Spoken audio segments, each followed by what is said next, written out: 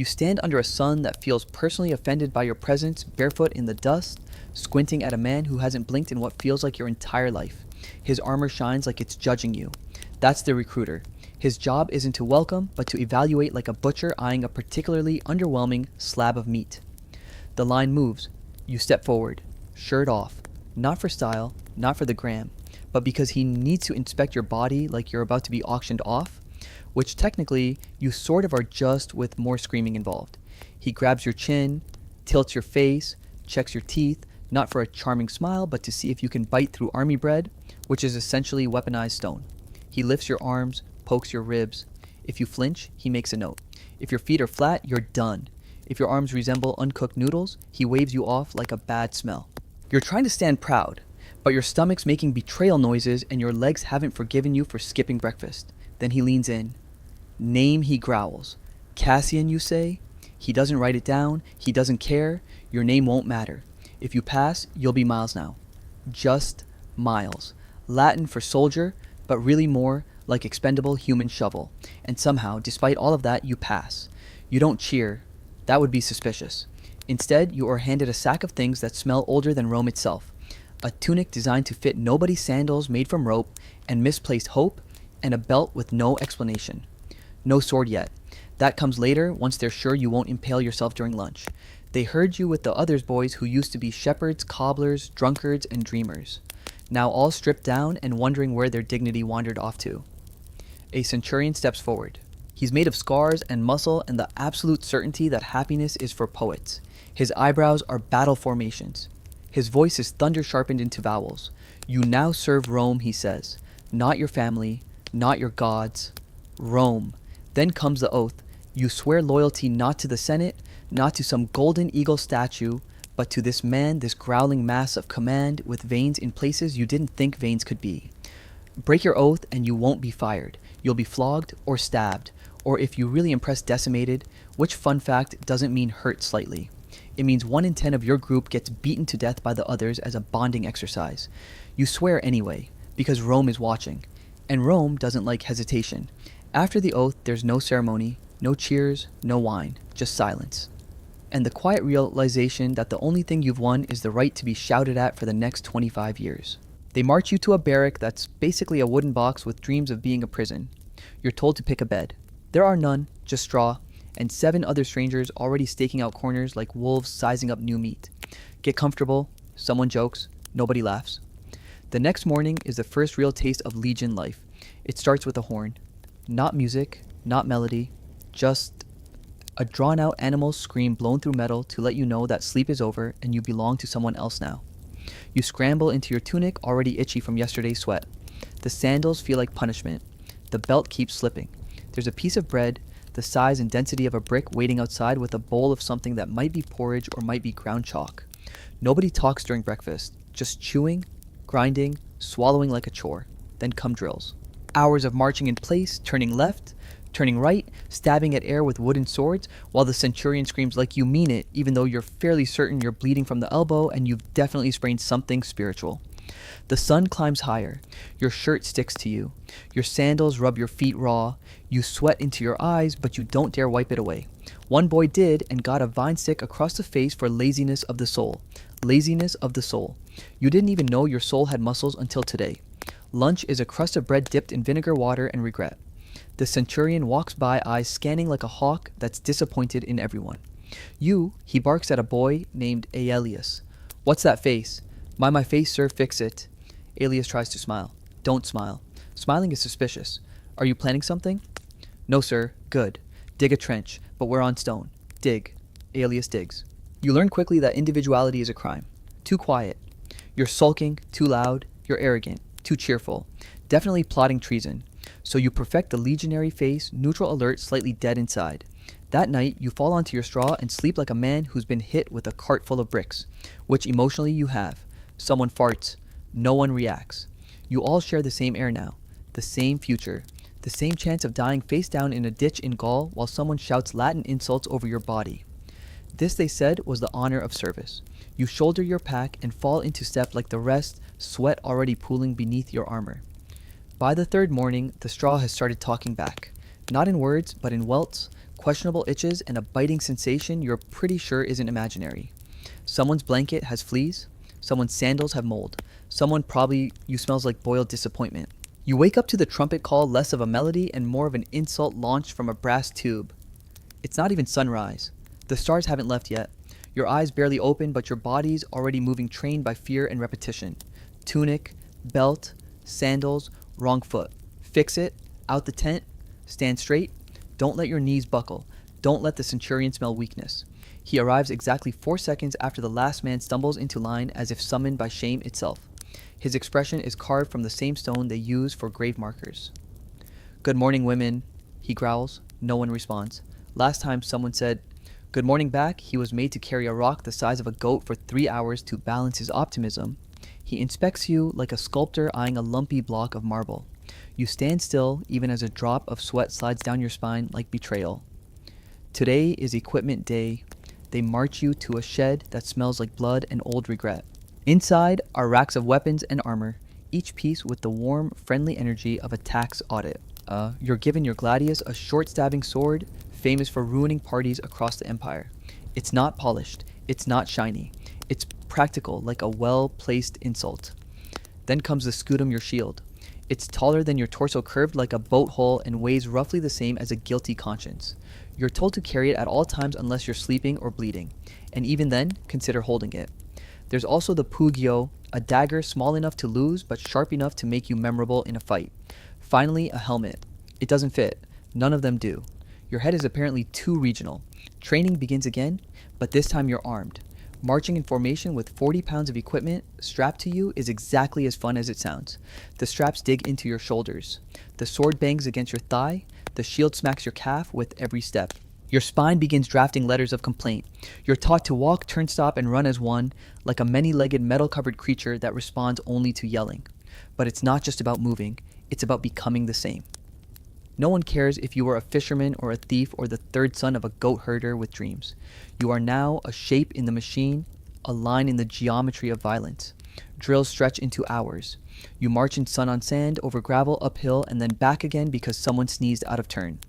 You're told to shout in rhythm as you move syndex, left, right, until the words lose meaning and just become sound. Then come the combat exercises. Your instructor, a man who looks like he's been punched more times than he's slept, explains a technique. Don't slash, he says, smacking one boy with a stick for emphasis. Slashing is for barbarians and people who lose. He steps forward, demonstrates. You stab, always. From below, the shield up into the gut. Quick, short, like this. The motion is elegant in a horrifying way. Efficient, controlled, lethal. You practice on straw dummies, each one named after a vague enemy. Germans, Dacians, rebels, Carthaginians, even though they're basically extinct. The straw doesn't fight back, but your arms start to ache after the 50th repetition. Your hand blisters, your grip slips, you correct it, you stab again. And again, and again. By mid-afternoon, half the recruits are limping, one's passed out, and another is throwing up wine vinegar behind the latrine. You're sent to lunch. It's more of a tactical pause than a meal, a bowl of lentils, a chunk of bread, and a moment to breathe without someone screaming at you. You sit in the shade of the barracks wall, chewing slowly, ignoring the fly that's considering your face as a landing strip. Did anyone else's sword hand go numb? Whispers. Felix, the wiry boy from the tent next door. Can't feel my feet, mumbles Drusus mouthful. Elias says nothing. He just stares at his bowl like it personally insulted his mother. After lunch, there's more drilling. Shield formations this time. You're paired with others in a testudo tortoise formation, locked together like scales of a beast. You hate everyone around you, but if one of them fails, you all die. It's an intimate kind of loathing. The centurion walks among the lines, testing shields by hurling rocks at your heads. You're not allowed to flinch, you do anyway. You get yelled at. Night comes slowly, like an exhausted god dragging a dark curtain across the sky. You return to the tent, peel off your gear, and sit in silence. No one jokes anymore. No one tries to hum. There's just the sound of breathing, scratching, and the occasional sniff of someone not crying. You lay back on the straw. It pokes you in 12 different philosophical locations. Your muscles sing dirges. Your skin smells like salt and defeat. The stars twinkle with smug indifference. Somewhere outside the camp, wolves howl. And you now, officially a Roman soldier, stare at the tent ceiling and think about your next step. There's no going back. There's only forward. And that means marching. And that means marching. always marching. The kind of endless, soul-sanding movement that starts in your feet and ends somewhere deep in your ancestry. It's no longer a drill. This is your new job walk until your bones forget they ever belonged to a civilian. You're not marching across clean Roman roads either. You're marching across rocks, mud-dried horse dung, and dreams flattened by sandaled feet. You carry everything you own on your back: helmet, sword shield, kit bag, shovel, pickaxe, cooking pot, your friend's spare boots because his broke, and a vague sense of regret shaped like your mother's last hug.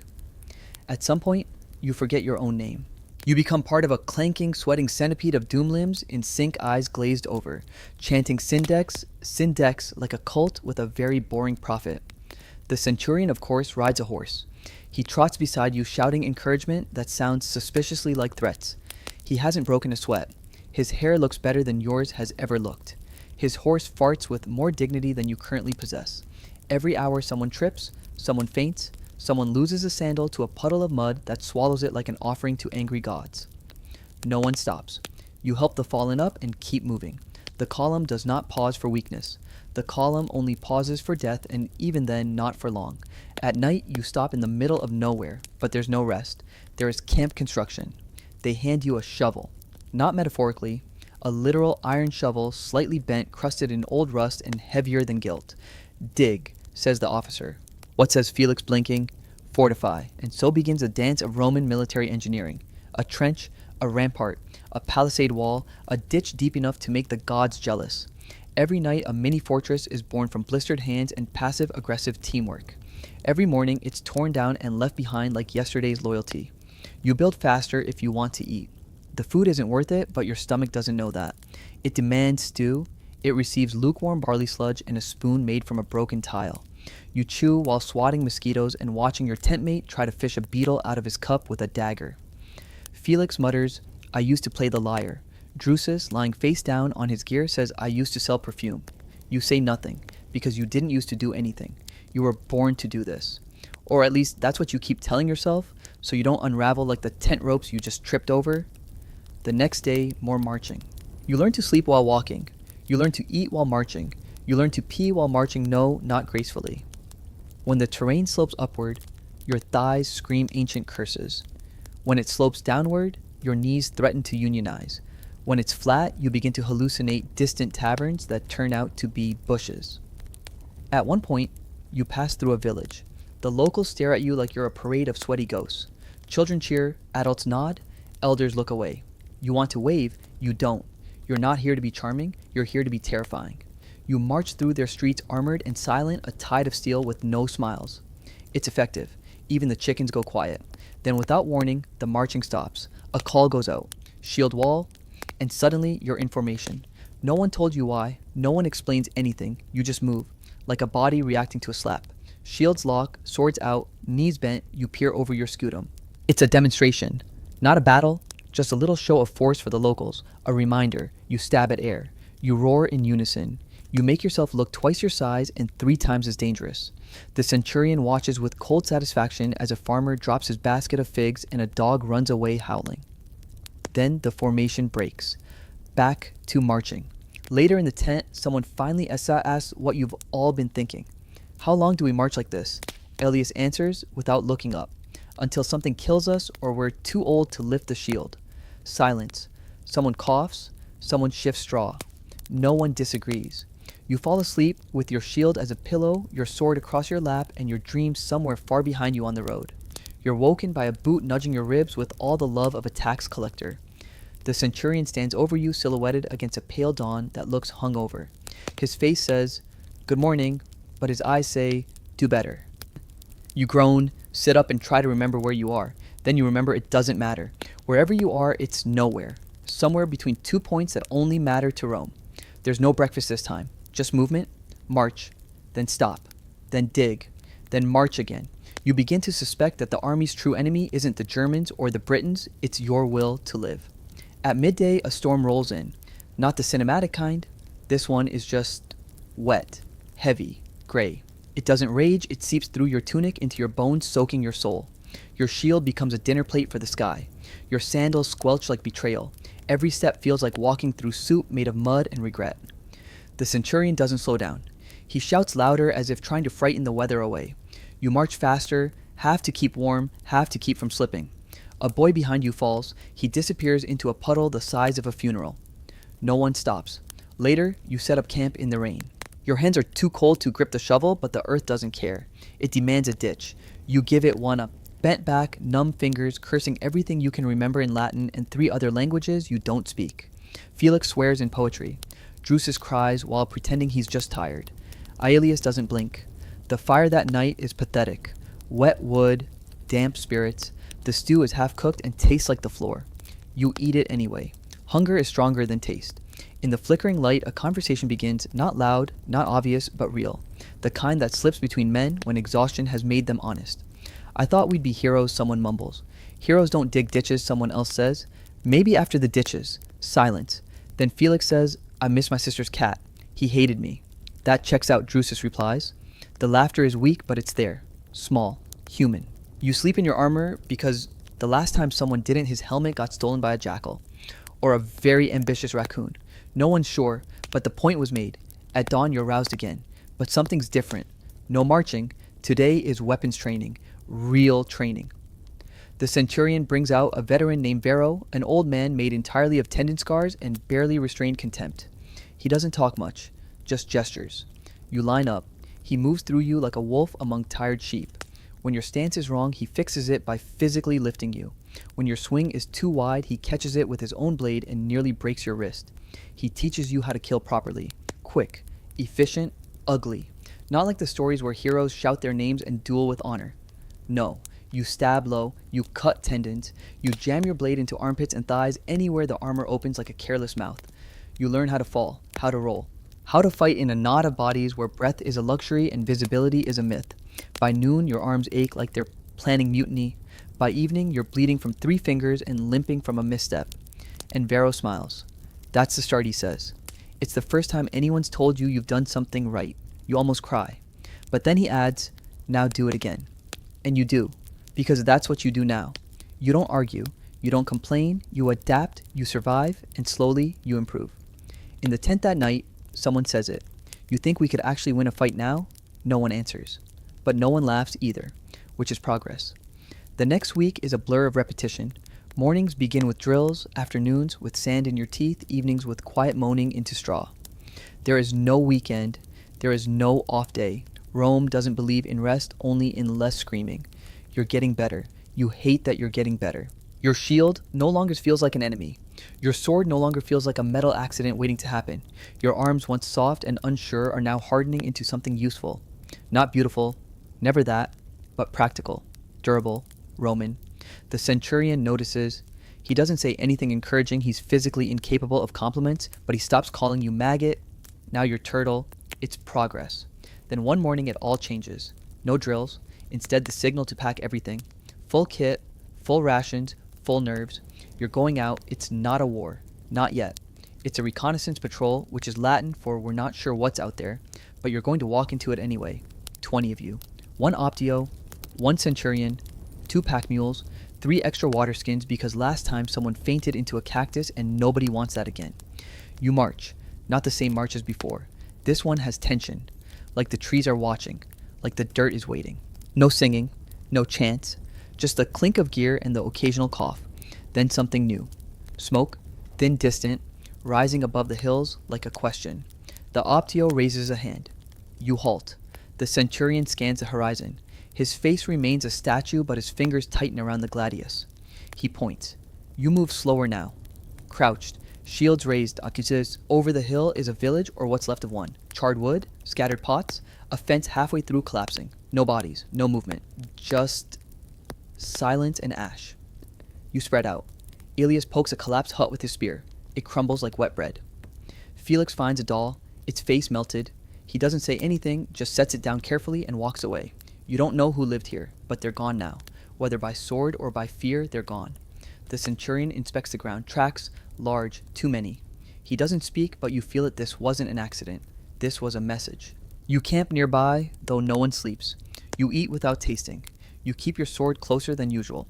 That night, the wind carries sounds you don't like. Snapping twigs, low murmurs, a distant howl that doesn't belong to anything you studied in training, but nothing comes. Morning returns pale and nervous. You march back in silence. The charred village follows you home like a ghost. In the camp, the other soldiers don't ask what you saw. They don't need to. They see it in your eyes.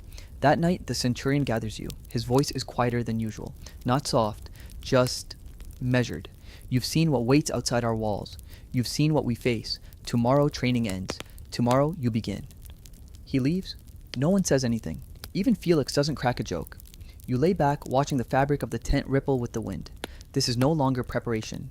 This is the edge. This is the edge. And in the morning, you step off it. No more drills. No more wooden swords or straw dummies or shouting about posture. Now it's iron and orders and the kind of silence that comes before something breaks. They wake you early as always, but this time it's different. There's a rhythm in the camp, focused, stripped. Your tunic clings to you before you've even left the tent. Your stomach forgets breakfast. Your fingers won't stop checking your gladius even though you already checked it 3 times. Maybe 4. Formation, shield, march. Not far. The forest presses close on both sides. Narrow path, damp air. The kind that sticks to your skin and thoughts. Your optio whispers instructions you barely hear over your heartbeat. Flank left, stay low, eyes up. You're not told who the enemy is. Just that there may be one. Could be bandits. Could be a scouting party from across the river. Could be just wind and paranoia. Either way, you move like it's real. The column slows. You hear it before you see it movement sudden and wrong. A shout, then chaos. An ambush isn't a battle. It's a surprise with consequences. Arrows slice the air. One hits the mule. The poor thing screams, kicks, collapses. The line wavers. The centurion roars something guttural. You react before thinking shields raise sword-drawn body low. Figures rush from the trees, men, but not like you. Wild hair, painted faces, screaming in a language that sounds like broken rocks and thunder. They don't march, they pounce. You stab, you don't remember aiming, only the impact. Wet, close, too close. A shoulder slams into you, you fall. Someone tumbles with you, there's a knife. You punch, elbow, something cracks. You roll, shove, scream, jab upwards. It's over in seconds or years. Time becomes a muscle cramp, tight, painful stretching endlessly. When the shouting stops, the world takes a breath. You're still alive. Not everyone is. One recruit, barely 16, is crumpled near a tree. His sword is still sheathed. You don't remember his name. He never got a chance to earn one. The centurion limps past you, blood dripping from his arm face, unreadable. He doesn't yell. He just says, "You held." And then, after a pause, "Bury them." You dig in silence. The dead don't weigh less for being dead. You lay them down with the same care you'd give a broken tool gently, but with a strange sense of guilt. Later, the survivors sit by a fire too small for the cold in your chest. Felix holds his dagger like it's an artifact. Aelia stares into space. Drusus whispers a prayer, unsure if anyone's listening. You don't sleep. You just close your eyes and wait. At dawn, the centurion makes you train. No rest, no sympathy, just more drills. You survived once he says walking past, but survival is habit, not luck. So you drill. Wounds taped, fingers stiff, legs dragging, and somehow you start to believe him. That night, you all sit a little closer. You eat the same tasteless stew, but you share it. When a rat tries to steal a crust, you chase it together. You're still afraid. But now you're afraid together. And that somehow makes it bearable. And that somehow makes it bearable. The next day, your legs work again. Not happily, not well, but they work. The tent feels a little less like a coffin and more like a roof. You don't flinch at the trumpet call, not because you're brave, but because your body has simply accepted that this is your life now. March, drill, dig, watch, repeat. There's talk of a new deployment, real deployment. Out of training, out of the camp, into a fort further north, closer to the frontier, closer to the things people only mention in whispers. They don't tell you why, they never tell you why. But the officers are packing faster, the maps are out more often, and the scouts don't make eye contact when they return. You're issued new gear, polished official, which is to say slightly less dented. Your helmet gets a plume. Not fancy, just a bit of dyed horsehair, but it feels ceremonial, like they're preparing you to be seen or buried. The march begins at dawn. This time, it's not just your cohort. There are wagons, officers, engineers, a whole unit, maybe 2. You're part of something bigger and it doesn't comfort you. It just means if something goes wrong, more people will scream. The road north isn't kind. Narrow paths, steep climbs, thick fog that clings to your skin like a warning. You pass ruins, burned watchtowers, empty villages, fields that once grew wheat now growing nothing. No one talks. Even Felix is quiet and you're starting to worry more about that than anything else. One night, you stop at an abandoned outpost. It has walls, sort of, Half a gate, a few collapsed buildings, scorch marks along the edges where fire tried to finish what time started. The Centurion orders camp set up inside it anyway. Better than the trees, he says. It's not. The wind moves through the ruins like it remembers what happened here. You sleep with your gladius unsheathed, tucked against your ribs. At some point in the night, you wake to the sound of footsteps. Not marching, not running, just footsteps. Slow, measured, wrong. You sit up, but there's nothing. You tell yourself it was a dream. You don't believe it. The next day, one of the scouts doesn't come back. They find his cloak snagged in a tree torn in 2 places and nothing else. No blood, no tracks, just absence. The officer says it was a wolf. You don't argue. You just sharpen your blade and check your shield straps 3 times instead of 2. The final stretch to the fort is the worst. Swampy, uneven ground. Thick trees. Visibility so poor you can hear birds but never see them.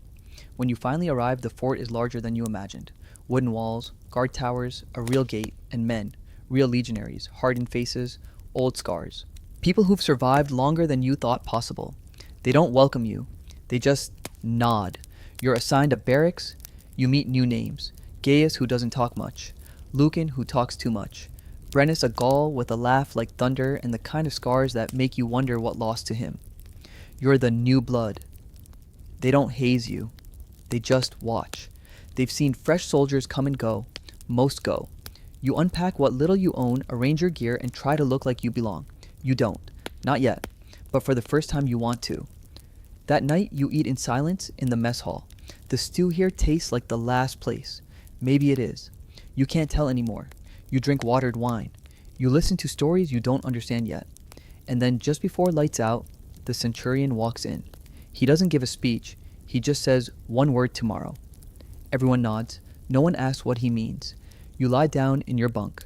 Tomorrow means a patrol, a battle, a loss, a change. It always means something. You just hope whatever it is that you'll still be here to see the day after. You just hope whatever it is that you'll still be here to see the day after. But morning doesn't wait for permission. The fort wakes before the sun. Fires are lit, armor is strapped, orders barked. You fall in line new but trying not to look it. Your breath fogs in the cold, and somewhere in the distance a wolf howls like it's mocking you. Today is your first real patrol. Not training, not a drill. A real route beyond the walls through forest trails and paths barely kept clear by scouts who either got promoted or disappeared. You're paired with 5 others. Gaius leads. Silent, grim looks like he's never blinked in his life. Lucan follows, chewing something unidentifiable and claiming it keeps his teeth sharp. Brennus carries an axe instead of a sword, and everyone's too smart to question it. Then there's you, Felix, and Aelius Silent, as ever the 3 least experienced, which apparently means you go in the middle and try not to die. You leave the fort just as light filters through the trees. It's quiet. Not peaceful. The kind of quiet that listens back. You walk for hours. Over roots, through cold mud, past trees twisted into shapes that feel accidental and ominous at the same time. Lucan tells a story about a soldier who went into the woods alone and came back 10 years later with a new name and no memory. Felix rolls his eyes. Brennus laughs. Gaius says nothing. Aelius keeps walking like he's memorizing the trees. You see animal tracks, deer, boar, then deeper prints, wider, heavier. You don't ask. At midday, you stop for water at a small stream. The water is clear cold and tastes like rock and moss. You crouch, refill your skin, and stretch your legs. Then you hear it. Branches cracking. Not far, not random. Gaius signals. Everyone drops low silent. Another sound. A breath. A whisper of motion too deliberate to be wind. You raise your shield. Felix tightens his grip on his gladius. Brennus smiles. You're not sure why, but it worries you. Then the bushes explode. A shape bursts through tall, fast, covered in furs and paint. Not alone. More behind. Not a full ambush, just a clash, but sudden. Close. Brutal. You stab forward without thinking. Your blade connects. Flesh gives. Blood sprays. You barely feel it. A second man swings at you. You duck. Your shield catches his blade and you shove him back with a force that surprises you. To your left, Lucan is bleeding but still swinging. To your right, Felix is down but moving. Then it's over. They retreat. Fast. Not defeated, just done. Like they were testing. You're shaking. You're alive. But so is everyone else. You help Felix up. His arm is cut not deep. Aelius ties it with a strip of cloth before anyone speaks. Gaius looks at the forest, then at you. They weren't here to kill us, he says. Lucan spits blood. They were scouting. Brennus grunts. Then we passed. You make your way back before nightfall. slower now, wary, watching every shadow like it's planning something. At the gates, the guards let you in without question. One glance tells them enough. Inside, the fort is still. Smoke rises from chimneys. Soldiers mill about, cleaning weapons, cooking, laughing normal. You're no longer normal. You've stepped outside the walls and come back changed. No one says anything when you walk into the barracks, blood still drying on your tunic. But they see you, not just as another recruit. Now you're someone who's seen the forest and didn't vanish. You lie on your caught arm, trembling, mind racing, and all you can think is, what happens when they don't stop at testing? What happens when they don't stop at testing? The question doesn't leave your head, not that night, not the next day, not as the sun rises and the fort moves like a machine trying to ignore a loose bolt. You're given no rest. Patrols rotate, training resumes. But now everything feels different, tighter, real. The jokes are quieter, the laughter brittle. The centurion begins drills at dawn. Not basic forms, battle formations, cohort charges, defensive circles, shield rotations. It's choreography designed for chaos. You sweat through your armor, your arms ache, your feet bleed, but no one complains. They all know why. Felix's wound heals slower than expected. He still fights, but with one arm tighter to his body. He insists he's fine. Aelius doesn't believe him. You don't say anything. What would you even say after supper? You clean your sword without thinking. The blood is long gone, but the gesture stays. Like a ritual, like a prayer made of oil and cloth. You ask Lucan how many patrols he's done. He stares at you for a moment, then shrugs. Enough to know how people vanish. Not enough to stop it. That night, the horn sounds, once, twice, then silence. Then it screams 3 long sharp bursts. Attack! The barracks explodes into motion, armor half buckled, weapons grabbed, everyone running toward the wall. The gate is closed, the towers are lit, torches flare across the ramparts. You scramble up the ladder, shield slung hard in your mouth, beyond the wall movement. Dozens, maybe more, shadows flitting between trees. Firelight catches paint for spears. They don't charge, they stand, watching. Then a howl, not an animal, a man. A cry pulled from someplace deeper than language, and then silence again. You grip your shield so hard your fingers go white. The centurion appears calm as stone. He walks the rampart checking formations, not shouting, just looking, as if daring them to try. They don't. They melt into the dark one by one until nothing remains but trees. It wasn't a raid, it was a message. The next day, the fort is different. Walls reinforced, watches doubled, engineers hammer spikes along the road. Every sound makes heads turn. And then the order comes. A forward camp. Temporary, they say. Strategic position, they say. You're not sure which part of temporary includes digging trenches and unloading entire wagons of lumber. But you go. You and 50 others. Gaius leads. Felix comes arm-stiff, but stubborn. Lucan jokes less now. Aelius watches the trees like they're muttering to him. Brennus sharpens his axe in silence, then hands you a second one. Just in case. The forward camp is a clearing near a river. Strategic maybe, exposed definitely. You build fast. You cut trees, hammer stakes, dig ditches deep enough to sleep in. You eat cold barley cakes and drink from your helmet. You don't sleep much. One night, Lucan finds tracks near the camp too close. Too many. You tighten formations. No fire, no noise. Just waiting. Nothing comes. The next day, they find a severed boar's head hanging from a tree. Not clean, not ritual, just a warning. You keep building. Because what else can you do? You're Roman, you build. Even when you're scared, even when you bleed. Especially then. Especially then. You build like it's all that holds back the dark. And maybe it is. The camp takes shape. Walls a watchtower, a ditch that drinks more sweat than water. You set palisades sharpened like teeth. The wind whistles through them like a warning. By the 5th day, the mud has dried into cracked earth and the blisters on your hands have become part of your grip. You don't feel the pain anymore, just the ache of repetition. Brennus laughs for the first time in days. A real laugh, deep, almost joyful. He points at Lucan trying to chase a squirrel away from the grain sacks with a spoon. For a Roman, you fight like a farmer, Brennus says. Lucan throws the spoon at him. You all laugh. Even Gaius lets the corner of his mouth twitch. The moment doesn't last, because nothing ever does out here. Later that night, while on second watch, Aelius taps your arm. He doesn't speak. He just points. A shape, just beyond the tree line. Still, tall, watching. You blink and it's gone. You tell Gaius. He says, they're testing distance now.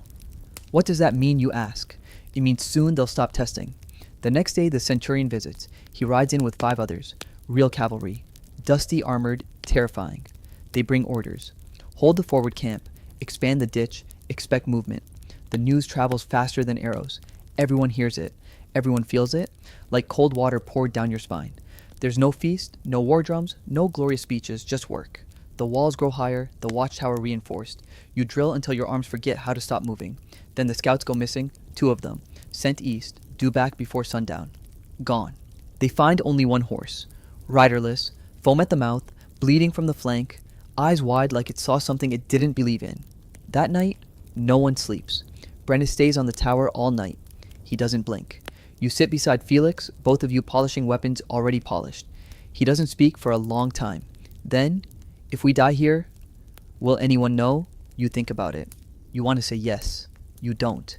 Instead, you hand him a new whetstone and say, not if we keep talking. You hear the horn just before dawn. 1 long note. Then silence. Then a scream. Real this time. Not practice, not warning. The camp surges. You grab your shield, your sword, and run toward the gate. Torches flare. Arrows fly. Figures at the edge of the trees. Moving fast, low, hundreds. They're not testing now. They're here. They're not testing now. They're here. The ground shakes not like thunder, but like boots. Dozens, maybe more. You don't count. There's no time for counting. The gate holds for now. Javelins arc overhead. Arrows whistle past. You duck behind your shield. Hear the dull thump as something embeds itself in the wood inches from your face. Felix is beside you, eyes wide, lips moving but making no sound. Aelius moves like he's rehearsed this in dreams. Smooth, calculated. His gladius is already red. Brennus howls, not in fear, not in rage, but something deeper. Like joy and duty met in the middle. He leaps off the rampart, axe in hand, landing with the force of a tree falling. Then they're inside. A breach on the north wall. A gap too thin to matter yesterday, but today it's everything. They pour in like smoke. Painted faces, bone necklaces, spears gripped like promises. You don't remember lunging, just the feel of metal colliding with bone. The sound is nothing like training. It's wet. It's close. It's personal. Someone grabs your shoulder. You twist. The blade goes in low. He gasps, falls. You fall with him. A second man steps over the body. You roll, barely missing a blade aimed at your neck. You rise. You fight. You don't think. The centurion shouts from atop the platform. Blood down one side of his face. His voice cuts through everything. Form ranks. You stumble into place. Shoulder to shoulder with men who now feel like limbs of the same body. Shield wall. Push. Advance. Stab. Pull back. Repeat. They hit you like waves, but waves break on stone. Brennus returns, face slick with something that's not his. He grins, then coughs. You see blood in his teeth. He doesn't stop. Lucan appears out of nowhere, throws you a second gladius as yours snaps at the hilt. You catch it like it was always yours. A scream to your left. Felix is down. You don't see how. Just that he's not moving. A figure raises a club above him. You crash into it without thinking. The club hits your shoulder instead. Pain explodes down your arm, but your sword finds a gap in the ribs and everything goes quiet again.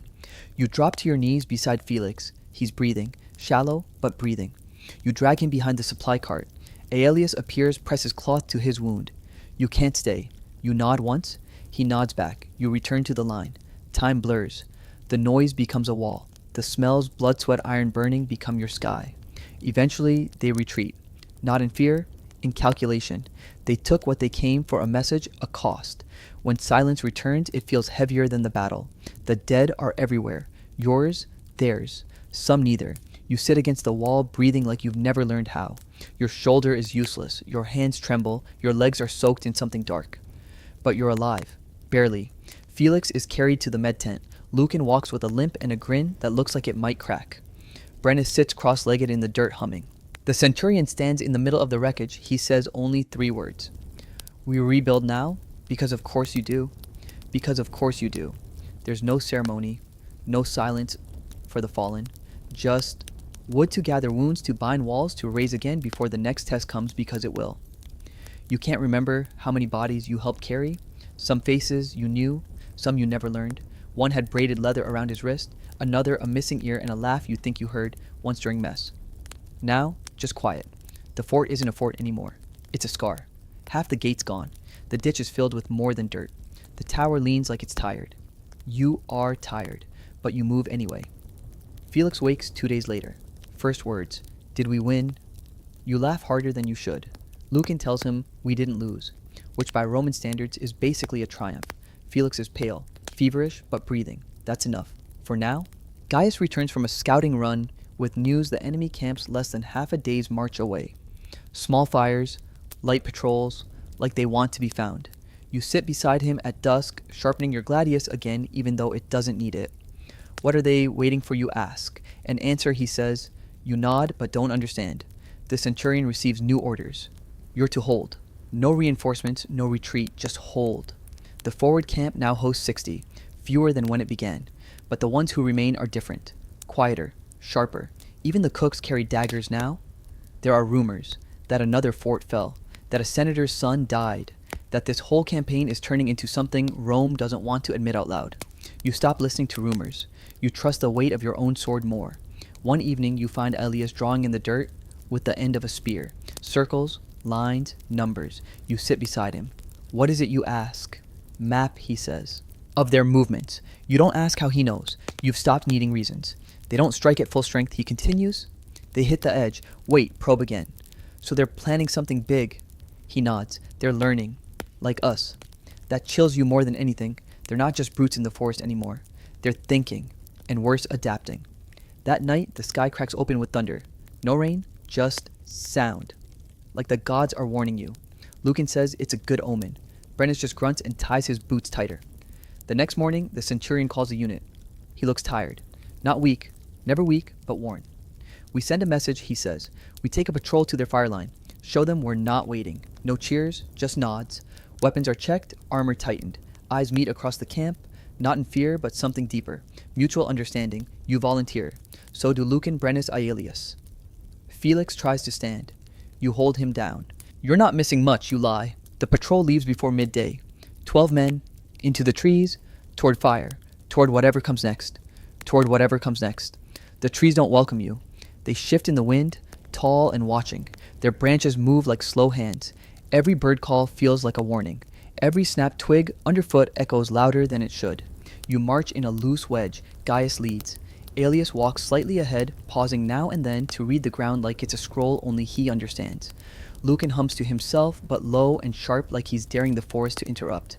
Brennus walks rear guard, axe across his back, eyes everywhere. You move with purpose, but your purpose has no map. It's not long before you find the first fire, or what's left of it. Ashes, still warm. 3 logs arranged with care. Animal bones piled beside them.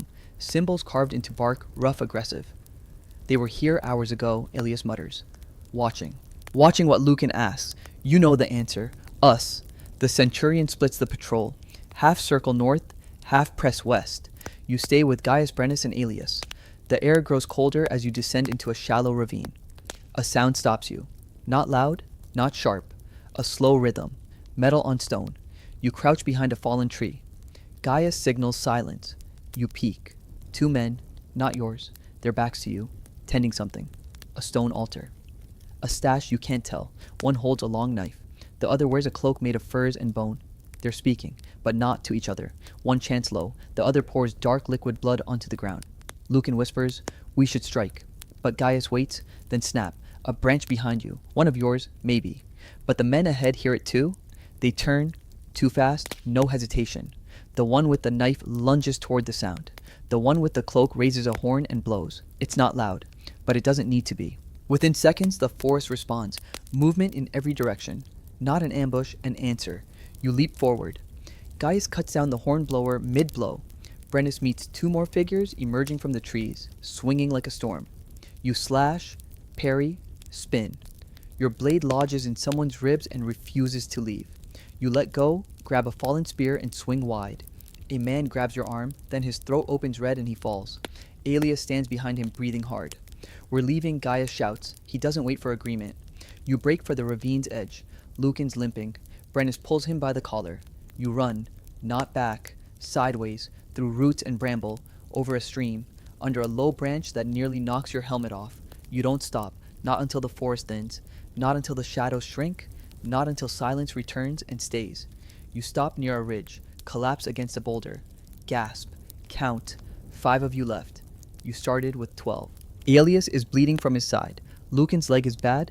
Brennus lost his axe. Gaius is missing a chunk of armor and a lot of calm. No one speaks for a long time. Finally, Gaius says, "That wasn't a camp." Aelius nods. It was a ritual. Lucan spits. Whatever it was, they weren't surprised. No, they were ready. You make a stretcher from cloaks and spears, carry the wounded back in silence. When the fort comes into view again, smoke still rises from repairs. The centurion meets you at the gate. He doesn't ask what happened, he sees it. He just says, "They're preparing for something," and then adds, "So are we. So are we." But it feels different now, less like preparation, more like bracing. Every step back through the gate feels heavier than when you left. Not from exhaustion, though, that's there too, but from what you carry that isn't weight. Loss. Real, name, visible loss. The fort greets you not with celebration, not even with pity, just silence. A kind of understanding you don't need words for. The kind that settles behind the eyes of every man who's been on the wrong side of a patrol. Felix is upright when you return. Pale, weak, but standing. He sees the blood before he sees your face. Yours, he asks. Enough of it, you say. Lucan is taken to the medic tent. Again. This time he doesn't argue. Brennus sits by the fire, his new axe already in his lap, already being sharpened. Gaius disappears into the command tent. You wash in cold water, not to feel clean, just to feel something. Later, the centurion calls an assembly. All units, all ranks. He stands at the edge of the firelight armor, dull with soot, a new scar running from temple to chin like someone tried to carve doubt into him and failed. He doesn't raise his voice. He just says, "They're not fighting a war. They're defending something." He pauses. We've been told to break them. We've been told to press forward. But I say we learn first. We understand what they are before we decide what they are not. No cheers, no oaths, just men shifting on their feet, uncertain what it means when your own commander starts sounding more like a philosopher than a soldier. That night, you can't sleep. The wind howls like it knows something you don't. You stare at the roof of the barracks and count your breaths. At some point, Aelius sits beside you. "They marked us," he says. You turn, in the woods. That horn, it wasn't just a signal, it was a mark, a naming. For what? He doesn't answer. The next few days blur. New walls go up. Archers arrive from the southern forts. A priest appears, a real one, with incense and scrolls and a voice like cold honey. He walks the perimeter, blessing iron and whispering to the dead. You're assigned to night watch. You hate night watch. The quiet is too loud. The dark too full. Your thoughts walk further than your feet ever do. One evening, while stationed at the northern palisade, you see lights. Not torches, not fire, lanterns, floating, too far to reach, too close to ignore. They hang in the trees unmoving, watching. Lucan joins you halfway through your shift. His limp is worse, but he refuses to be left out again. You point. He stares. That's new, he says. You nod. You don't report it. You both know it won't matter. By the 5th day, no one is joking anymore. Even Brennus is quiet. One of the engineers, a young boy with ink-stained fingers, goes missing. No scream, no fight, just gone. His boots still by the tent flap. His tools laid out neatly like he knew he wouldn't need them anymore. You look at the centurion. He says nothing. You look at Gaius. He just tightens his belt and starts checking the perimeter himself. You've stopped waiting for explanations. Now you just wait for the next time something is taken. Now you just wait for the next time something is taken. And of course it doesn't take long. At dawn you hear the shouting. Not alarm, not attack. Discovery. The missing engineer, what's left of him, is found in a tree, or rather displayed in it. Limbs positioned, symbols carved into the bark behind him. His eyes removed. Not gouged. Taken. The priest crosses himself. Gaius orders the tree burned. Aelius stops him. They want us to burn it, he says. How do you know, Gaius asks? Aelius just points to the soil at the tree's roots. It's already been salted. You burn it anyway. The smoke smells wrong. You go on patrol that evening. This time, you volunteer to take point. You pass the place where the horn was blown. The place where the forest first opened its teeth to you. Now it feels quiet again. Not peace. Restraint. Like they're waiting for you to speak first. Lucan walks beside you. He carries his gladius in one hand and something he found, some carved token, in the other. He doesn't explain it. You don't ask. The patrol finds nothing. Not a footprint. Not a fire. Not a whisper. You return before moonrise. Felix meets you with a bowl of broth and a look like he's trying not to show he was worried. You eat in silence. Later that night, a fight breaks out in the barracks. One of the archers accused another of hiding food. A fist was thrown, then 3. Then steel was drawn. No one dies, but something's different after. Trust is not a currency here, it's a luxury. The The centurion calls for discipline. He starts morning drills again, longer, sharper, meaner. You bleed from your knuckles by the end of the second day. The sand in the training yard looks like it's rusting. But no one complains. Pain is easier than paranoia. One morning during weapons inspection, a new face arrives. A woman. Not a soldier, not Roman. She walks into the fort like she belongs, flanked by two scouts with the look of men who've seen too much and speak too little. The centurion meets her in the center of the yard. She speaks Latin, but like she learned it by listening through a wall. You catch only parts of the conversation. Not the same tribe, deeper forest. Not war yet, but not peace either. Gaius watches from a distance. Brennus mutters something in a language you don't know. Lucan says, "She's not here to help. She's here to measure. Measure what you ask, if we're worth the storm." That night, the lanterns return. Closer. You count 7. They hang in perfect silence above the tree line, unmoving. Felix sees them too. He stops breathing for a full 10 seconds. Then he says, "Why don't they just attack?" No one answers, because you're all thinking the same thing. Maybe they already did, just not the way you expected. Maybe they already did, just not the way you expected. The camp feels heavier now, like it's sinking an inch each night under the weight of things unspoken. You notice it in the way men carry their shields, lower their eyes, twitching toward every whisper of wind. Even the birds seem to have abandoned the trees. You wake one morning to the sound of digging. Not orders. Not construction. Gaius, alone, in the yard, digging a trench no one asked for. You approach, he doesn't stop. What are you doing? He doesn't look up. Testing a theory. You leave him to it. That night, the trench is filled with salt. You stop asking questions. Lucan has taken to sleeping with his back to the wall, a dagger tucked under each arm. He jokes less, drinks more. You catch him whispering names under his breath. They're not your names, not anyone from the unit. A list maybe, or a prayer. Felix is stronger now, but quieter. He walks the perimeter without being asked. He eats with his eyes on the trees. He writes letters he never sends. One morning, Aelius disappears.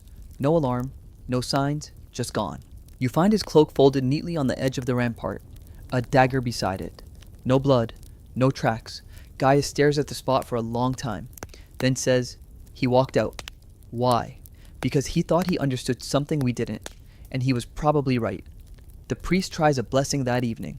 Chants, oils, smoke that curls in shapes you swear aren't random. Halfway through, a crow drops dead onto the altar. No one speaks. No one finishes the ritual. That night, a sound comes from the trees. Not a horn, not voices, a rhythm. Like drums, but not made by hands. Like bone against hollow bone. It goes on for hours. You stay awake the whole time. So does everyone else. At dawn, it stops. You breathe, then you hear a laugh. Soft, high, from the edge of the forest. A child's laugh. Felix drops his bowl. Lucan throws a spear toward the sound. Nothing answers. The centurion calls an emergency meeting. His voice is hoarse. His words careful. There will be no reinforcements, he says. Command says this post is not critical. Someone spits. Another man laughs. Not kindly. You look around. You see it. The shift. You're not a fort anymore. You're a question mark. And no one is coming with answers. That evening, the woman returns. The foreign one. She walks straight into the center of the camp and lays down a bundle. Wrapped in fur, tied with cord. She says he won't cross the line. Not yet. Then she leaves. You wait until she's out of sight before opening it. Inside bones. Not human. Carved. Inked. Symbols you don't know. Some bleeding red into the fur. One is warm. Still. Lucan touches it. Pulls his hand back like he's been burned. Felix asks, "What does it mean?" Gaius just says it means we have 3 days. Until what? Until the line is gone? Until the line is gone. 3 days. You count them not by sunrise, but by what disappears. The first day the priest goes missing. Not at night. In the middle of the day. He was blessing the food stock. He turned, walked behind the supply cart, and never came out the other side. You find his censer still swinging, the smoke moving against the wind. No one speaks his name again. That evening, Gaius draws a map. Not of roads, not of rivers, of the things you've lost. Each point marked with ash. Each path traced in broken lines. Felix stares at it, says, "That's not a map." Gaius says, "It's a clock." Second day, the horses refuse to eat. They buck and foam and roll their eyes like something's already inside them. One breaks its leg, running in circles. The centurion orders the rest put down. Felix does it himself. He doesn't flinch. That night, the drums return. Faster. Closer. Like breath on your ear. No one sleeps. No one speaks. The woman appears again. You don't see her come in, she's just suddenly there standing at the center fire staring into the flames. She says, "You have one day," then drops a black feather onto the coals and vanishes. Not walks away. Vanishes. Lucan throws up in the corner. Brennus sharpens his axe until dawn. You check your gladius again, again, again. It's not about sharpness anymore. It's about ritual, something to keep your hands from shaking. Third day begins with snow. In summer, not heavy, just flakes, dry, ash white. They don't melt when they land. You touch one. It sticks to your skin like oil, smells like nothing, feels like warning. By midday, the lanterns return. 10 of them now. They move this time. Not fast, just enough to remind you they're alive. The centurion calls the unit to arms. All formations, he says. No one alone. No one leaves the wall. Gaius nods. Felix closes his eyes for a long time before rising. Lucan hands you a second dagger. You'll need this more than me. You don't argue. At dusk the wind shifts. No birds. No sound. Even the trees seem to hold their breath. You see them first. Not many. 5, maybe 6. Standing just outside the tree line. Painted skin. Woven armor. Not attacking. Just watching. You want to believe this is a scout party. A threat, but it feels like something else. Judgment. Then the horn sounds. Not from the forest. From the tower. Brennus. You turn just in time to see his body fall from the rampart. Throat open. A shadow following it down. And then everything breaks. They come not from the woods, but from beneath. From the trench Gaius dug. From under the latrine pit. From the burned tree roots. Tunnels. Not new. Old. They were here long before you were. The earth cracks. The wall splits. The first scream is cut off mid-breath. You don't have time to think. Just act. Gladius out. Shield up. You're in it. And it's nothing like before. No formations, no calls, no plans, just chaos. A blur of limbs and metal and noise. The air is thick with dust and blood and firelight. Felix is at your side, then gone. You kill 2, maybe 3. Or maybe the same one twice. You see Lucan drag someone behind a cart. You see the centurion holding the line with 5 others, then with 4, then with none.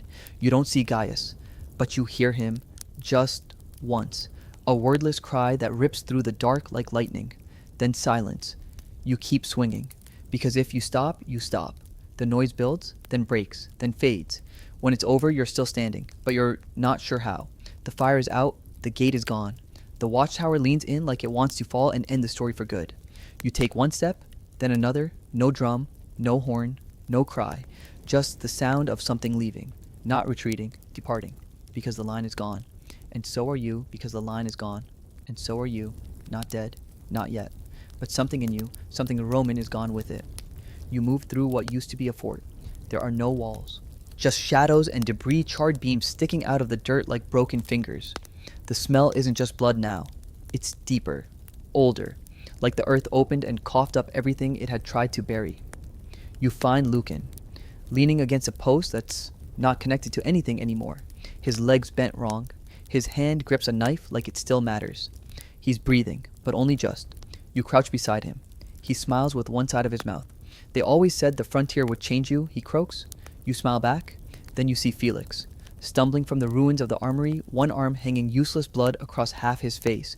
You run to him, catch him before he falls. I thought you were gone, he whispers. I am, you say, but you hold him anyway. He laughs. It sounds like a cough. You help him sit, then scan the field. Bodies, yours, theirs. Some you can't tell anymore, but no sign of the centurion, no sign of Gaius, no sign of the woman. Only silence, then you hear it. A low hum. Not from the forest, from beneath. You press your ear to the ground. The earth is breathing. It rises and falls slow, steady, a rhythm that doesn't belong to you. Lucan says, they're not done. Felix asks, then what was this? You answer without meaning to. A beginning, you stand, your gladius is gone, your shield cracked, all you have left is your body and the dirt beneath your feet. You walk the camp perimeter, or what's left of it. The lanterns are gone now, not extinguished, just removed. In their place, a line of stones, set in a perfect arc, each carved, each facing inward. A symbol in the middle. You don't know what it means, but your bones do. Felix says, we should leave. You look at Lucan. He nods. Then you see her, standing where the gate used to be. The woman, still, calm. Like this was always where she belonged. You approach, no one speaks. Finally, she says, you saw it. You don't answer. She continues, you lived because they let you. Lucan starts to speak. You stop him. She holds up a hand.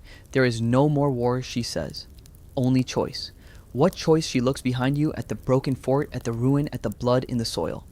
To remain what you were, she says, or become what you must. You don't know what that means, but you know it's real. Then she turns, walks into the trees, disappears, not vanishes, just isn't there any more. You help Lucan to his feet. Felix follows. You walk together, not back. There is no back, only forward, into the forest, into the unknown, into the rest of the story, into the rest of the story. You walk, not quickly. Each step feels like it might be your last, but not in the way it used to. This isn't death hunting you.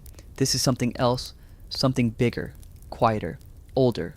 The forest accepts you now, not welcomes, just accepts. The branches no longer claw. The wind no longer hides whispers. Even the light feels different, muted, less judgmental. Lucan limps beside you, still bleeding, still alive. His face is drawn pale but steady. Felix walks just behind, carrying a broken spear and something in his eyes that wasn't there before. Not fear, not even courage, resolve. No one talks about where you're going. You don't need to. The trail appears before you, not worn but intentional. A path not meant to be found until now. Eventually, you reach the stones. Tall, arranged in a circle, each carved with deep symbols, not decorative, not ceremonial, functional. You don't know how you know that, but you do. This is not sacred ground. This is a door. No one speaks. Even Lucan forgets to breathe. Then the woman is there again. She stands inside the ring, one hand on a stone, her face blank. You don't ask how she got there. You've stopped asking things you already feel. She looks at you, then Lucan, then Felix. You carry what remains, she says. You nod. She doesn't say what that is. She doesn't have to. You feel it. The Roman part of you, the soldier, the orders, the clean-cut name in a roster has been dying slowly since the day you arrived. Now it's almost gone. In its place is something still unnamed. She gestures to the stone behind her. They wait. Who Felix asks, but you already know. Not people, not gods, not enemies, witnesses of what you choose to become. You step forward. Lucan tries to stop you. You shake your head. I'm just walking you, say. And you are, but each step feels less like walking and more like surrendering, not giving up, letting go. You step into the ring. The air shifts, colder, thicker, like stepping underwater. The stones hum, faintly, in harmony with your heartbeat. Then the forest blinks. And you are somewhere else. Same place, different truth. Felix stares in from the outside mouth half open. Lucan looks like he wants to follow, but his body won't obey. You look around. Nothing has changed, and yet everything has. The woman speaks again, but not aloud. You hear her in your bones. This is the end of being Roman. You kneel, not out of weakness, out of clarity. You pick up a shard of burnt wood from the battle, from your wall, from what you built, and you carve, not a name, not a word, a mark, your own. When you finish, you stand. The stones fall silent. The forest exhales. You walk back to the edge. Lucan looks at you. What are you now? You think about it. Then say, still deciding. Still deciding. The words hang in the air. You don't know if they comfort Lucan or confuse him, but he nods, and that's enough. Felix sits on a moss-covered rock, cradling his arm. The bleeding has slowed. His eyes are open, but they're looking somewhere deeper than the trees. You glance back toward the circle of stones. It's quiet now. No hum, no light. Just weathered shapes in the dirt like they've been there for centuries before you and might still be centuries after. You walk. Not away, just forward. Past the stones, past the clearing, into a stretch of forest you haven't seen before. Lucan limps beside you. Felix rises and follows without a word. There's no road, but there's a direction. Like the trees have leaned slightly to suggest the way. The sky is gray but not heavy. The kind of light that shows everything for what it is without flattery, without cruelty. You move slowly. Your legs ache. Your ribs bruise with each breath. Your armor is useless. Now too bent, too loud, too Roman. You leave it behind, piece by piece. First the chest plate, then the greaves, then the belt, until you're just yourself again. And strangely, that's not nothing. The sound of your footsteps changes. Less weight, more contact. You feel the earth now, not as an enemy, but as a surface. Lucan says nothing. But after a while, he discards his helmet. Then his blade. Felix does the same. None of you talk about it, but you all know the same thing. You're not soldiers anymore, not in the way that mattered. You reach a ridge by nightfall. Beyond it, a river, white slow silver in the moonlight. And on the other side, hills, rolling, empty, unclaimed. You sit at the edge. The air is still. The kind of stillness that isn't silence, but pause. Behind you is ruin. Before you, possibility. Lucan lies back in the grass. Felix builds a fire, small, not for warmth, but for rhythm. You don't speak until the stars come. Then you say, they'll come looking. Felix nods. If they find us, they'll want answers. Lucan laughs. We've got none left. You stare into the flames, then say, maybe we don't need answers. A pause. Then Felix, what do we need? You watch the sparks lift into the dark, then answer stories. Not orders, not plans, not names carved in stone. Just stories. Of what's happened, of what could happen, of who you were and who you might be next. Lucan throws another stick into the fire. Felix pulls his cloak tighter. You lie back the sky wide above, and for the first time since the horn, since the blood, since the march began, you sleep, not as a soldier, not as a survivor, just as someone who saw the end of something and walked past it.